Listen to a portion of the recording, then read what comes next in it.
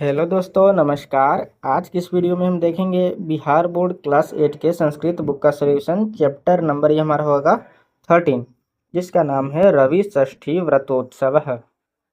तो चलिए सबसे पहले अभ्यास के प्रश्नों को देखेंगे, जिसमें मौखिक वाला होगा हमारा पहला, अधोलिखितानाम पदानाम उच्चारणम कुरुद। तो इसका तो आपको उच्चारण कर लेना है इशारे का।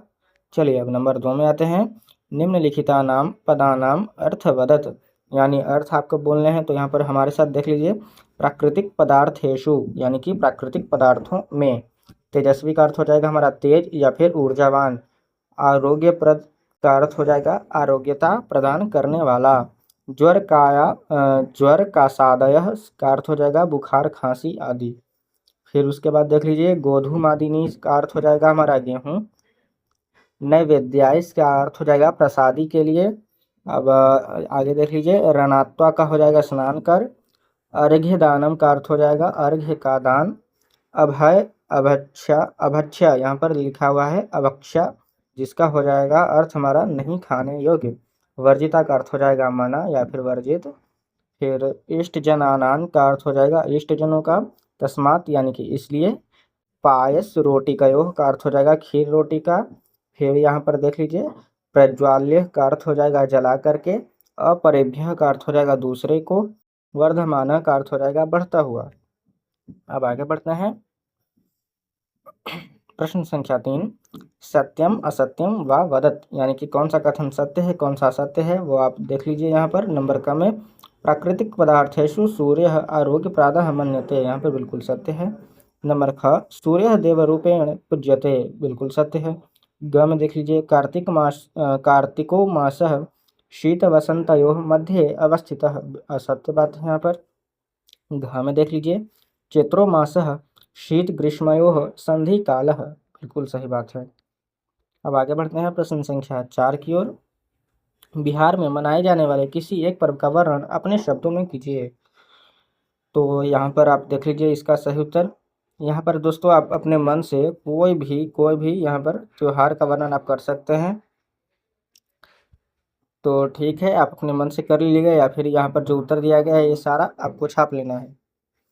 तो चलिए अब आगे बढ़ते हैं, लिखित वाला प्रश्न देख लेते हैं। यहाँ पर लिखित वाला नंबर 1, एक पदेन उत्तरत, एक पद में उत्तर दें। तो आप पहला देख लीजिए, प्राकृतिक पदार्थेषु सर्वाधिकः तेजस्वी आरोग्य प्रदश्च कः।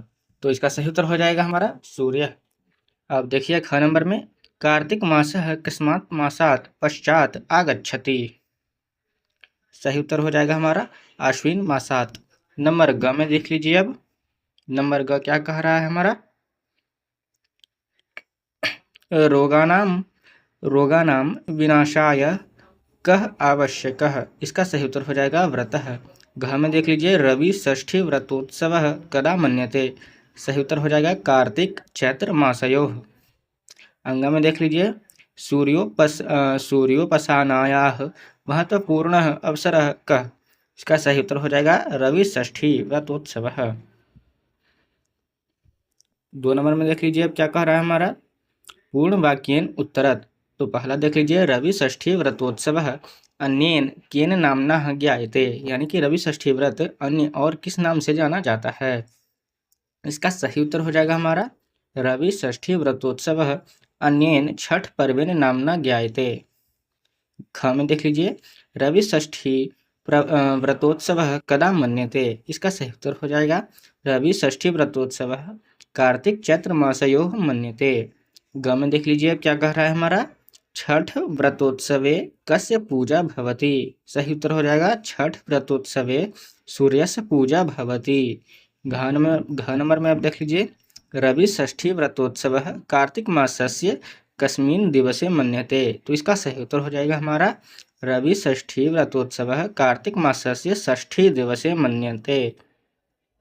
तो चलिए आगे बढ़ते हैं। अंग में देख लीजिए क्या कह रहा है, कार्तिक मासस्य शुक्ल पक्षस्य सप्तम दिवसे किम भवति, सही उत्तर हो जाएगा कार्तिक मासस्य शुक्ल पक्षस्य सप्तम दिवसे पारणम भवति। अब नंबर 3 देख लीजिए क्या कह रहा है, उदाहरणानुसारम लिखत, उदाहरण के अनुसार यहाँ पर एक वचन दिया गया है, यहाँ पर इसका बहुवचन दिया गया है, इस प्रकार से आप लिख लेना है। आगे बढ़ते हैं। प्रश्न संख्या 4, उदाहरणानुसारेण विभक्ति निर्णयम कुरुत, यानी कि कौन सी विभक्ति का है वो आपको लिखना है। तो प्राचीन कालात यहाँ पर हो जाएगा पंचमी विभक्ति का, वर्षा शीतयो ही हो जाएगा हमारा सप्तमी का षष्ठी विभक्ति हो जाएगा हमारा। फिर रोगना नाम हो जाएगा यहाँ पर षष्ठी विभक्ति, रवि षष्ठी हो जाएगा सप्तमी विभक्ति। आगे बढ़ते हैं। यहाँ पर वतस्य हो जाएगा षष्ठी विभक्ति, नैवेद्याय हो जाएगा चतुर्थी, भूमौ हो जाएगा सप्तमी, फिर सूर्योपासनाया हो जाएगा षष्ठी विभक्ति। तो चलिए नंबर 5 देख लेते हैं अब, मेलनम कुरुत। तो यहाँ पर देख लीजिए कैसे मिलान करना है। सूर्य का मिलान करना है हमारा यहाँ पर 2 से, यानी कि रवि है। फिर तेजस्वी का मिलान करना है नंबर 1 से, यानी कि ऊर्जावान। फिर अनिवार्य का मिलान करना है नंबर 4 से, यानी कि अपरिहार्य। फिर उसके बाद घ का मिलान करना है नंबर 3 से, यानी कि प्रायः। फिर उसके बाद अंग का मिलान करना है नंबर 6 से। फिर च का मिलान करना है नंबर 5 से। तो इस प्रकार से आपको मिलान कर लेना है अपने बुक में। चलिए आगे बढ़ते हैं। 6ठा नंबर यहाँ पर देखिए क्या कह रहा है, कोष्ठात शब्दम चित्वा रिक्त स्थानानि पूरयत, यानी कि ये सब जो ब्रैकेट में दिए गए हैं आपको शब्द दोनों में से कोई एक आपको भरने हैं। तो इसका जो सही अर्थ वाले वाक्य होंगे हमारे वो यहाँ पर पहले से ही भरे हुए हैं, आपको देख देख करके भर लेना है यहाँ पर। ठीक है, आगे बढ़ते हैं। अब प्रश्न संख्या 7 देख लीजिए। निम्नलिखितानां पदानां संधि विच्छेदम व कुरुत। तो यहाँ पर देख लीजिए, आरोग्य प्रदह जोड़ य, यहाँ पर हो जाएगा हमारा क्या निकलेगा, आरोग्य प्रदश्च। चलिए ख नंबर में देख लीजिए, व्रत जोड़ उत्सव, हमारा अर्थ होगा क्या इसका, व्रतोत्सव। ग नंबर में देख लीजिए, तस्मात् जोड़ एव बराबर हो जाएगा तस्मादेव। घ में देख लीजिए, कह जोड़ चित, यानी कि कश्चित। अंग में देख लीजिए, सूर्य जोड़ अस्त, यानी सूर्यास्त। अब 8 नंबर में देख लीजिए क्या कह रहा है, शब्दान दृष्ट्वा लिखत। तो इसका उत्तर हो जाएगा यहाँ पर शब्दों को सिर्फ देख देख करके यहाँ पर आपको लिख लेना है। तो चलिए आगे बढ़ते हैं। नंबर 9 में, वर्ग पहेलितः धातु रूपम निस्सारयत। तो यहाँ पर आप देख लीजिए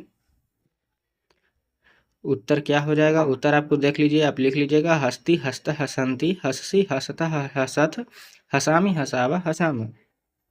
तो चलिए 10 नंबर में आते हैं, संस्कृते अनुवादत। सबसे इम्पोर्टेंट जो हमारा हो जाएगा संस्कृत में अनुवाद करने वाला हो जाएगा। प्रश्नोत्तर देख लीजिए नंबर का, रवि षष्ठ व्रत उत्सव बिहार का एक प्रसिद्ध पर्व है, यानी रवि षष्ठी, यहाँ पर षष्ठी हो जाएगा, रवि षष्ठी व्रतोत्सव बिहार का एक प्रसिद्ध पर्व है, जिसका अनुवाद हो जाएगा हमारा संस्कृत में क्या, कि रवि षष्ठी व्रतोत्सव बिहारस्य एकः प्रसिद्ध पर्व अस्ति। ख में देख लीजिए, यह मुख्यतः कार्तिक महीने में मनाया जाता है। तो इसका जो अनुवाद होगा, अयम मुख्यतः कार्तिक मासे मन्यते होगा यहाँ पर। नंबर ग में देख लीजिए, प्राकृतिक पदार्थों में सूर्य सर्वाधिक रोग विनाशक माना जाता है। तो इसका हो जाएगा अनुवाद हमारा, प्राकृतिक पदार्थेषु सूर्य सर्वाधिकः रोगः विनाशकः मन्यते। घ में देख लीजिए, कार्तिक माह वर्षा और शीत ऋतु के मध्य स्थित है। इसका हो जाएगा अनुवाद हमारा, कार्तिक मासे वर्षा शीतयो ऋतक्योः मध्ये स्थितः अस्ति। चलिए 11 नंबर में देख लीजिए, अधोलिखित तद्भव शब्दानुकृते पाठात् चित्वा संस्कृत पदानि लिखत। तो यहाँ पर आपको ज़्यादा कुछ नहीं करना है, यहाँ पर आपको तत्सम लिखना है। यहाँ पर तो तद्भव दिया हुआ है पहले से। तो माह का हो जाएगा मासः, कार्तिक का हो जाएगा कार्तिक, गेह का हो जाएगा गोधूम, तालाब का तड़ाग, सूप का शूर्पः, रात का रात्रि, षष्ठी का हो जाएगा षष्ठी। चलिए आपको योगी विस्तार वाला तो आप देख लीजिएगा। तो ठीक है दोस्तों, इसी के साथ हमारा चैप्टर नंबर 13 यहाँ पर समाप्त हुआ। अब मिलेंगे नेक्स्ट वीडियो में चैप्टर नंबर 14 के सॉल्यूशन के साथ, जो कि हमारा होगा लास्ट चैप्टर। तो ठीक है, मिलते हैं नेक्स्ट वीडियो में।